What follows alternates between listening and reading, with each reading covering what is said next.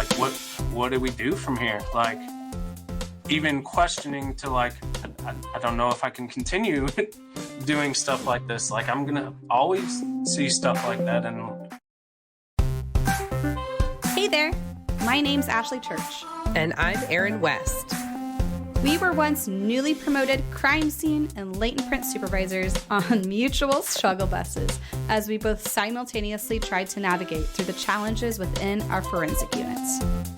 Now we run a business where we create tools and resources that we wish we had had to make these transitions easier.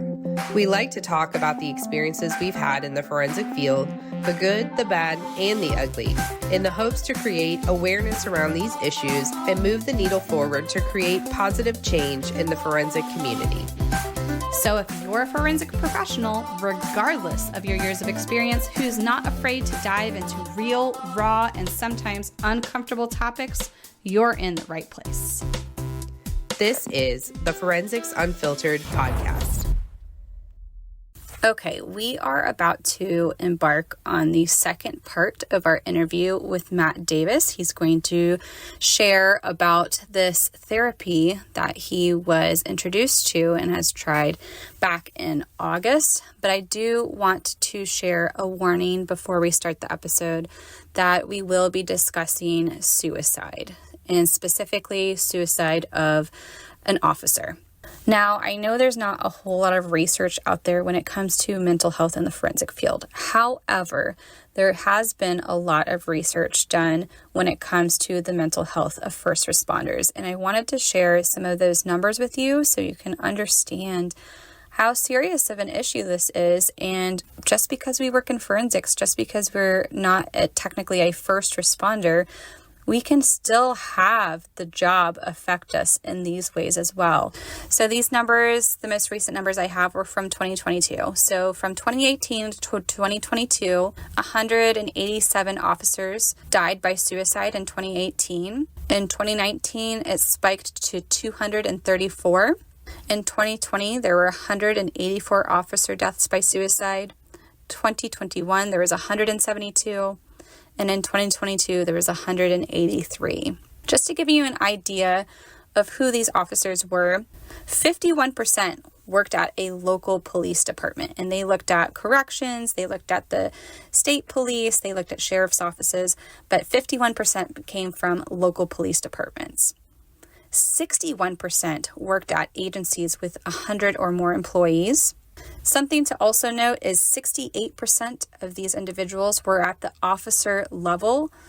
Only 21% were mid-management, and then even smaller numbers for senior management.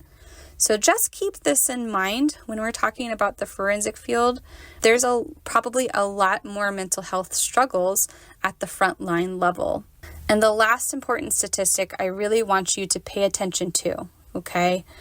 Only 23% of these individuals were reported to be seeking any kind of help. Let me repeat that again. Only 23% of these officer deaths by suicide were reported to be seeking any kind of help.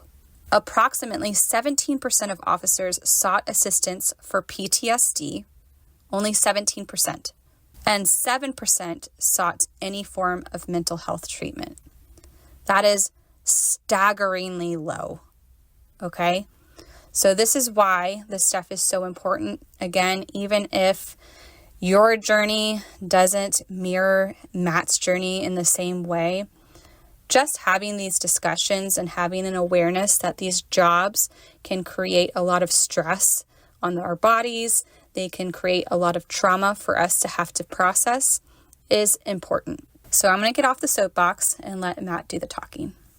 Before we start this episode, our guests would like to share a disclaimer that the opinions shared are their own and not representative of their current or past employment. Now sit back, relax, and enjoy. So we've talked about your first initial experience with counseling, just regular talk therapy. With that specific scene, you tried out EMDR, and then there was another thing that happened last year where your counselor advised a different treatment. Is that right? yeah, that's right. So EMDR, from everything that has been explained to me, is they have a procedure for kind of recent incidents, but it's more for the stuff that, has happened a year or two in the past that you're still kind of struggling with it. And that's where you're trying to work through the EMDR stuff. With the most recent stuff I had, it was back in August. We actually were called to work one of our own officers' suicide calls, and we had to go and process that. The first of our kind in our department. There was no procedure, protocol, things like that. I remember getting the call on a Friday night, and it was, "Hey, have you gotten called for this already?" And I'm like, "No, I don't know what there is." And I call our on-duty crime scene person, and I'm like, "Hey, are you going to a call?" And they're like, "Yeah, but it just says other, and there's no call notes, and there are 15 officers already on scene." And I go, "Okay." I go, "You need to pull over." I'm like, "More than likely, this is the situation you're walking into. If you confirm it, I will be going out there with you, because you're not gonna do that on your own. I can't, as a supervisor, say you're gonna do that." And a lot of times, as supervisors, you get calls and "Oh, you're a homicide." You kind of know what you're walking into. This, you're like, "Okay, I've worked, I don't know how many suicides in my time." I'm like, "Okay, we'll just go work it as a suicide." And it was pretty immediate when I showed up there that it was not just like any other suicide, because I showed up and it was, apartment building, and I couldn't tell you how many, officers were outside, but they were outside the building just basically congregating because they just heard what happened. And me, here I am, crime scene stuff, got camera bag, walking, and officers are like, "You know where you're going?" I'm like, "Yep." And just walking past through that threshold, I'm like, "Oh, this is different." And then in the lobby, you have all the administrative staff, and they're just checking, are you good? I'm like, "Yeah, no, it's upstairs," things like that. And you get there, and what seems to be I couldn't tell you how long the hallway was, in the apartment complex, things like that, but it just seemed to go on forever, to where you finally get there and you kind of see everything, and you're like, "Yeah, this feels different." But that's one of those moments too where you're like, "Hey, you gotta hold it together here. This is not something that is going to be the same." And there was stuff that happened, on the scene where you're processing, and you're kind of delving into a person's life that, hey, you knew, and now you're basically investigating, hey, what happened here? So now you have a whole different, view of a person that, not that in this case it was a bad thing, but it just feels intrusive, not something you want to do for someone, that And then there were actually stuff that happened on scene to where the mortuary service had come out, but they're short staffed, and, the position that the body was in made it hard to basically move. And it was just me that kind of jumped in because they were moving. I'm like, this is one of our own people. I'm going to jump in, not knowing, I didn't have anything. I had gloves on, and I was just like, okay, I'll jump in because I saw them struggling, and, help them, move the body at the time. And I just look down at my arms, and they're just covered in blood. And I'm like, okay, this is not not normal. I walk out, and the other crime scene girl, who she was at the time one of our, I say, more rookie ones, just kind of looks at me, and I just look down at my hands, and I'm like, "Can you just get a paper towel?" And you kind of wipe that stuff off and things like that. And so I'm like, all right, this definitely is different. So get cleaned up, and come to find out that they were going to allow the wife to see them. I'm like, that's not a good idea. I know it's well within the policy, because there was not going to be an autopsy, we can't really deny the request, but I'm like, this is not a good situation. So they're like, "Well, they're coming up." I'm like, "Well, they're not going to see him this way." So just jumped in, told the other cop, and go grab some paper towels, and, sit there, and you clean up their face, basically make them presentable. I'm like, "You can unzip from here, nowhere else. We're going to do it." And you're just wiping. You have the officer standing there, and I think it was another commander, that were helping. And at this time we had already finished all the processing. And I just remember walking out, after doing that, I just turned the hallway, and just found like a little inset basically, and I just lost it. Like there's nothing that, can equate to that. It's like, okay, Yeah, we it's tell not people, normal. yeah, we tell people all the time when they ask like, how can you do the job that you do? It's like, when there's no emotion attached to it, it makes it a whole lot easier because you don't have the memories, you don't have the stories like to go along with it. But emotional attachment plays a huge part in that stuff. And, just kind of, lost it. And I'm like, okay, like this is, not good. Like, and so that was on a Friday, and actually was able to get in on that following Monday with my therapist. And, my wife had kind of messaged her and said like, hey, just to let you know, like, this is not the same person that you're going to see walking in.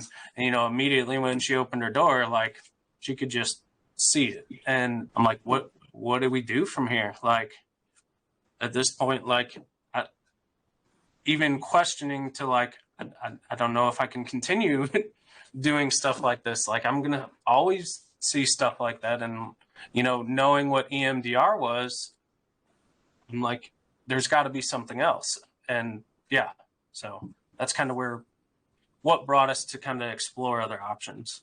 Yeah, I can totally see that too, because in this time frame, you've also become a dad. And I think that kind of changes your perception of life. Like, is this worth it continuing to be in a career where I'm going to be compounding on this trauma year after year? If it's going to continue changing me, like, do I want that for my future and my family's future? And I hope she's okay with me sharing this as well. But I do recall during that time, she had reached out to me before as well when you were promoted to supervisor. And you were going through some stressors during that time, like we all do, and probably working around the clock and taking on too much. But she reached out for that as well, because as a spouse, especially if you haven't been in law enforcement, you don't understand like what your spouse is seeing and experiencing, and it's hard to relate. She's like, how can I help them? Like, is this normal? Like, what should I be looking for? Like signs and symptoms that you were declining, like, or like, you're holding too much in or stuff like that. So I think that's something important to bring up as well, is a lot of times if you do have a family, or if you're married or you've had a spouse or family, it's hard for them to know what you need or how to help you, because they really can't relate or understand what you're going through. Yeah. And I think in like, especially, that week, 2 weeks kind of after, like I didn't go to bed. Like I couldn't, complete the act of going to bed, because it was like, you close your eyes and like, it, flashes back, and you're just like, I can't have it. So, just kind of told her, I'm like, let me sleep on the couch. Like I'll fall asleep, and, exhaustion and trauma and stress and all that stuff, played a part into it. I mean, there was definitely a big change. Like people saw it around the department. Like, I mean, you could just see it in the eyes, like the demeanor, because as someone who's usually the person that people go to for the optimism and like, oh, the joke, like, hey, having a bad day, let's just go talk for 5 minutes kind of thing, to now they're looking like, what happened to him? And you could tell. And there was just, a feeling like I was always scared to take the elevator, because I didn't want the elevator to open and someone to be on the other side to ask like, hey, are you okay? Like, to the point where you just want to get like a shirt and be like, I'm not okay, but I will be, like, just to have that understanding. So after going through that, obviously you said you had tried EMDR, you didn't think it was going to work in this situation, or your counselor didn't think it was going to work in this situation. Then what came next? So she had recently been certified to do ketamine assisted therapy.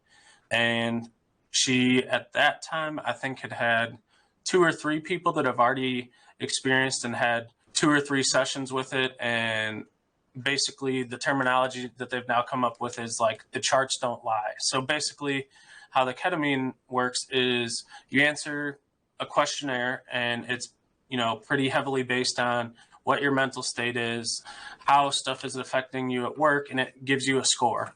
Well, my scores were pretty dang high when I first took the test, after 2 weeks, basically. So she wanted to introduce, this ketamine therapy, told me about it. You have to go through medical clearance as well. So it is prescribed by a doctor. It's cleared through prescription and everything. She is just the one that is basically the safety net to allow you to take it in a safe environment and basically go through the experience of the ketamine, which, if people don't know, is basically kind of it's in the hallucinogenic psychedelic kind of deal that is supposed to rework your thinking on that kind of stuff as well. I don't think I ever really heard about ketamine. It was kind of serendipitous. So right around this time, I follow an emergency responder Instagram account. Her name's Alexandra, I believe. And she was doing a retreat with emergency responders to do this ketamine therapy together. And I think most of them were women, but she was talking about the before and after just during that couple of days of the retreat. Like there was a lot of healing going on, and they were seeing a lot of great results. And this was right around the time that you were going through this as well. So for those that maybe have never heard of ketamine before, or maybe there's probably a bad stigma out there, you did say it's kind of a hallucinogenic. So what exactly do these ketamine treatments look like? Yeah, so as I mentioned, it is a prescribed thing. So the way that, I don't know if it was through our EAP program or how it actually works, is you go through basically a medical visit to where they describe what your dosage will be. Because it is, a prescribed drug, it does have to get mailed, signature, signed off. But so for the first grouping, I call it, is set for 2 sessions. And so basically you have the milligram dosage that you're given, and what'll happen is you actually take that to the counselor, the therapist, whoever is certified to do so. And everything is done in the presence of them. So, and it's intravenously, right? So it dissolves in your mouth, and then you Okay. spit it out. So they have other ways to do it as well. This one is a dissolving tablet. So it's basically, you put the tablet under, swish it around. It's 10 to 12 minutes that you're actually doing the swishing around, which is probably the hardest part of the whole thing, of actively trying to do that for 10 to 12 minutes. And then you start to kind of feel the sensation, and they give you basically a booster shot. Like, so if your body's not responding, you don't feel it, then you can pop, the booster after the 10 to 12 minutes to get that feeling. Most of the time, the initial one was good for me, and I'm like, yep, my tongue's getting numb, like can start to kind of feel the senses. And the way she has it set up, so she normally has like a couch, but she removes the cushions, puts sheets and stuff, pillow, like you're laying down the whole time. So you put a eye mask on, basically, so it blocks out all your light. You lay down, and then there's a ketamine playlist that she had built up. There's several of them out there on Spotify and things like that. It's kind of tribal classical music is the best way to describe it. They don't want to have any words in it, or any native words that would bring your experience somewhere else. So like if you heard like the word apple or something, like, then it just takes you off on a tangent. So basically it's just supposed to be background noise. And then you lay there for however much time. And she said she's had people who don't say anything at all, or there's been people that talk throughout it. And she basically just sits there at the end of it with a notepad, writes down your thoughts, things that you're saying, things that you're experiencing, and is basically just putting your thoughts on paper for us to revisit later. And I forgot to mention, going into each session is not like a blank page. You have some sort of intention that you come up with, that you're going with. So I think in the first one was just, okay, like dealing with the trauma of it all. And that's what we're going to focus on. She likes to pick like a reading that's based on your intention. So that gets read, before you kind of go into your experience. And then you just kind of let that happen. And I wish I would have brought the notes, because I save all the notes and the intentions and stuff. And I just remember getting home and showing my wife, and she's like, how was it? And like, I mean, I feel good after it. Like it feels like stuff happened.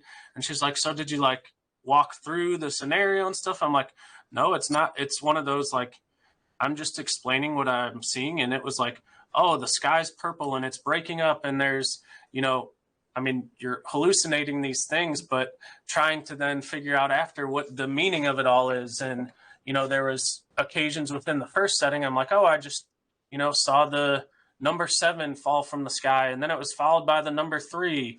And then, afterwards we kind of go over what you're experiencing. She's like, do you remember the, numbers that you saw? And I'm like, yep. And she's like, do you know why that might have significance? I'm like, well, his badge number was 37. And so like just the way that your mind, kind of attaches to certain things, it goes everywhere basically. Each experience is anywhere, they say, ranges from like 45 minutes to like an hour and 15 minutes, but it feels like it's only like 10 seconds. And then you kind of feel your body go out, but they do go into like, you have to get your blood pressure and things like that beforehand and then afterwards. And obviously you have to be driven to and from, and then they don't recommend, driving after. So I would, take a Friday off, and, that's what I would go and do. And then they check in with you to make sure there's like whatever the following day, check in to see, how your body's feeling and things like that. So I had the first initial 2, and then they send you enough for 6 additional sessions after. Out of the first 2 doses or whatever, I was able to get 3 sessions out. And now I want to say I've had 3 since then. And I was trying to look, I think I have it here, but like the chart of the questions. So after just 2 sessions alone, and that was a period, so September 13th, so basically 2 weeks out is when we kind of started the deal. So September 13th to, it looks like October 16th. So a month period, we had 3 sessions in that time. And the things that they measure are depression, anxiety. I forgot to look up what SDS is.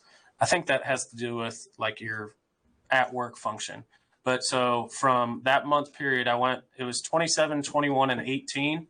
And that went from 27 went all the way down to 18. Anxiety went 17 to 8, and depression was 21 to 11. So basically cut pretty much everything in half from what I was feeling in a month's time. That's amazing. Expedites it. Dramatically. Yeah. To the point where those same people that were, kind of looking at me like, okay, something is wrong. Now they were looking on the opposite, like, what are you doing? Like, you can see a noticeably change, whether it's like weightlifted, you're getting what we've kind of deemed this whole journey, which is now, over, I guess, 5 months of this incident, is just trying to get your spark back. And people were starting to see that early on. And it's like, okay, like this is working, so much so that now I have trouble trying to get in to finish up our sessions on the stuff, because I have been such an advocate for this that she is now heavily booked for this therapy, and basically sends people to me that are wanting to basically, explore this, because she is a law enforcement military based counseling service. So there are a lot of people that, as we know in the law enforcement field, that, have prior military experience, and some of the stuff they see, gets added onto it. And just me becoming an advocate for it, I'm like, it is great. And it truly went from, I don't know how I'm going to get over this. I don't know if I'm going to continue to work in crime scene, to now being like on the opposite end, and like being able to tell people like, this is a great option. Like, it, obviously get with your department, and that I forgot to mention, I did that as well, get with HR and things. Like, it's just basically like, someone that would have ADHD, and, for drug testing purposes and things, like, you would have to just supply your note, and everything's through a doctor. So it does work in that way.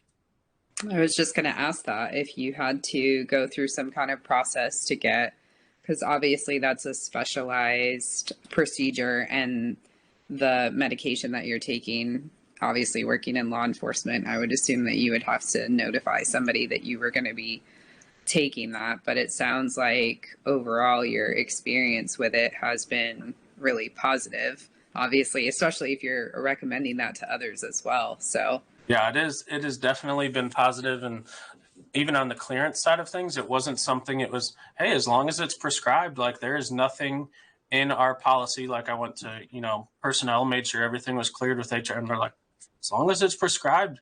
And they're like, you may, if, get random drug tests, like if you just had it and you still have it in your system, well, they'll put you on administrative leave, but you got all the paperwork. So there's a 5-day vacation is basically what they said, because it's going to get cleared. So there's, nothing wrong with it. And, for anyone that wants to look into that or, has questions on it, like I'm always open for it, because I know that for some people talking doesn't necessarily work. Like, how do I talk away? And, that was some of, my processing. And I even had something pop up the other day, and we talked early about like the pain button. So my pain button is getting smaller on this incident, but it's still there.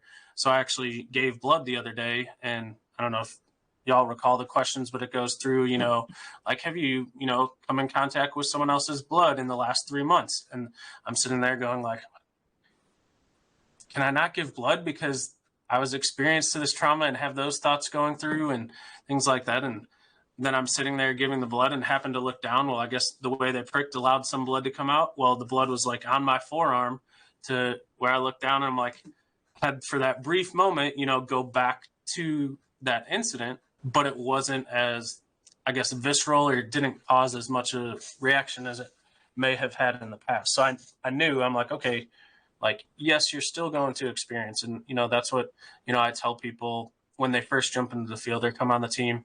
Those 2 articles, I think, that you guys have in, I think it's the FTO or maybe the supervision course, about, CSI is allowed to have feelings and things of that, like, give them to them. Like, stuff is going to come up. It's not a matter of like, if it's a when, and it's going to take some sort of route on you, but knowing that there's all options and things like that. And kind of with my team, and I think would not mind talking about, is being as open. Like, they know every Thursday at 9:00 where I am. Like, that's my standing like therapist appointment. Just like when I was, in this initial stuff, they knew every Friday I was off because I was taking ketamine. Like, I'm not trying to have it as a, secret or anything like that. Like, it's open, and they've directly seen the results as well too. So what would you say because we do I do feel like it's starting to change, but we do kind of have an environment of that suck it up culture, So what would you say to encourage people to kind of seek out some of these different, doesn't necessarily have to be ketamine, but, support for their mental health, or even kind of supervisors for helping to change the culture of their team and being able to talk about this kind of stuff? Yeah, that's where I wish I would have had, like, after this incident, done like some sort of personal reflection, or just kind of see like what my face looks like to like what it looks now, to have that comparison, to show people that, it does work, and you don't have to be in this field dealing with this stuff all by yourself. Like, you want to be open, you want to have, and I know it takes unit culture and, supervision and where people's department stands on mental health, but you can also, as an individual, take that and what life do you want to live for yourself? Like, I know, Ashley talked about Courtney reaching out and noticing the changes, like that kind of stuff. Other people are going to pick up on you when you're different. And as a supervisor, you should be able to pick up on that stuff with your unit members and knowing that stuff too. And even having a family. So, being a dad, like that stuff changed. What life do I want to lead for a daughter and things like that? Or, you can take it as far down, how do I want to be as a coworker, or how do I want to be as a friend? Because we would be lying to ourselves if we said this type of work doesn't affect us in some way. And there are ways out there to not allow it to affect you as much. And like I've said, it is going, like, you will be affected at some point. You're not going to find someone, I've yet to find someone at least, that is not affected by it. And if someone said that, I'd tell them they were lying, because it does, it does. And you do have that effect. So I don't know if that answers it, but I think that's kind of the route to go. I think I really like that you have been so open about your experience, because I do think that as a supervisor, that is the key to changing the culture, right? So even if we're in a culture of a larger department where maybe mental health isn't talked so much about, and that, suck it up buttercup still exists, I think the fact that you can say as a supervisor, like, these things have impacted me and this is what I'm doing about it, and I am doing something about it, and it's having positive results, then that makes your team feel more comfortable, maybe looking into some of those options as well, whether it's just talking about their feelings with their coworkers, or maybe going so far as to start some therapy sessions, or even like the more minor things you talked about just some more healthy coping mechanisms, like working out and not going home and having drinks as your outlet or whatever, just having hobbies outside of work, friends outside of work, all of these things to kind of help manage that. I think the supervisor can really change the culture of the unit by just being open to talking about those things and what they're doing too. For sure. And some of those coping things are great until there are things that are too heavy. Like eventually the stuff in your career that you experience is going to catch up to you. So I know for me, I would always look forward to happy hour. Happy hour was a regular thing for me. And then I got really into running, some of that at the same time. And eventually the career catches up to you and you can't outrun it, and you can't continue to look at the barrel of a bottle or look at the bottom of a bottle. So it is important to figure out what are these options look best for you, whether it's talk therapy, whether it's EMDR, ketamine. I'm sure there's a ton of other therapies out there that we haven't even touched on, but figure out what works best for you. And like Erin said, don't be afraid to talk about it, especially if you're in a leadership role. I think modeling that it's okay and having open discussions about it is super important. Yeah, I think the more, and kind of what my therapist picked up on too, until having talks with me, like she knew kind of what crime scene did, but didn't have a, general, understanding of like, oh, wow, like, she's seen the officers and, the military personnel and things like that come in, with their incidents and things like that. She's like, everything you go to is like a trauma thing. Like that is something that you are going to all the time. And, one of the, realest statements I heard from someone, we were working a homicide scene, and one of the officers was like, man, I haven't had, a homicide that I've had to work in like 5 years over in, like this district or whatever. And I'm like, cool. I go, this is my third one in a week. And that kind of like statement really resonated with me into the fact of like all the stuff that, we are going and, explaining that to the therapist too. And that's where, I think as forensic professionals and as a community, it's great to have the people that are outspoken on critical incidents that they've struggled with. And the more people that we get out there talking about it, I think the better it will be, for the field as a whole. And I don't think she's going to care me throwing her under the bus here, but it was Amy Wild that actually reached out to me when this incident happened, because I don't know if I reached out to her, because it was just after one of her talks where she was talking about the officer incident that she worked. And I was just like, this couldn't happen at a better time for me. I know that sounds weird, but seeing, you talk about it and then being able to talk with you to where, she's kind of checked in back and forth, hey, how are you feeling? Like, how's this emotion? Things like that. And just getting those people out there. Like, that's what I told my therapist. I'm like, it would be great just to be like an advocate for whether it be ketamine or mental health within the field of forensics, like turn something that caused you pain in that instance into a greater good for the community. Well, Matt, we couldn't be more grateful for you to come and share this with us. I know it's uncomfortable. It's not something comfy to talk about. And of course, I've also seen the graph that you were talking about as well. So it's really great to see the improvements that you are continuing to make in the work that you're doing as well. Is there any other last minute things that you want to throw out there for the forensic professionals? Any mental health things you want them to know before we end this podcast episode? I think I would just end it with, in order to be in the field and help others, you also have to be able to help yourself before you can do it to everybody else. It's a great way to roll into 2025. All right. Well, thank you so much, Matt, for being here with us today. We really appreciate you sharing. And of course, if you guys want to reach out to Matt, you can find him on the Circle community. We're all here. And you can also see him in our upcoming FTO Academy, since he'll be one of our instructors in March. So thank you again for coming, Matt. We appreciate it. Thank y'all. Absolutely. And thank you guys for joining us for another episode of Forensics Unfiltered. We love you guys, and we'll see you at the next one. Bye. Bye. Thank you so much for tuning in to this 2-part episode. We're just so grateful for Matt for coming on this platform, sharing his experience and being vulnerable. It is definitely not easy, but I hope his message reaches the right person. I know there are people in the forensic field out there struggling right now, feeling maybe helpless, feeling alone, and hopefully this will give you some inspiration to put your mental health as a top priority. We love you guys.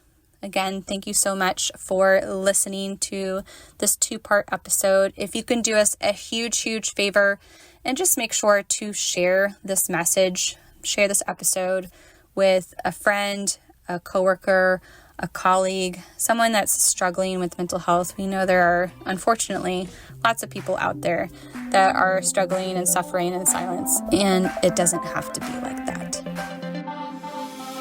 Thank you so much for being here and listening to Forensics Unfiltered. If you liked this episode, would you do us a favor and leave a review letting us know specifically what you liked about this topic? It will only take a minute, but it will really help us plan future episodes so we can bring you more topics that you want to listen to. We'll be sure to provide any links from today's episode in our show notes on our website. Head to www.gapscience.com. Until next time, stay safe out there.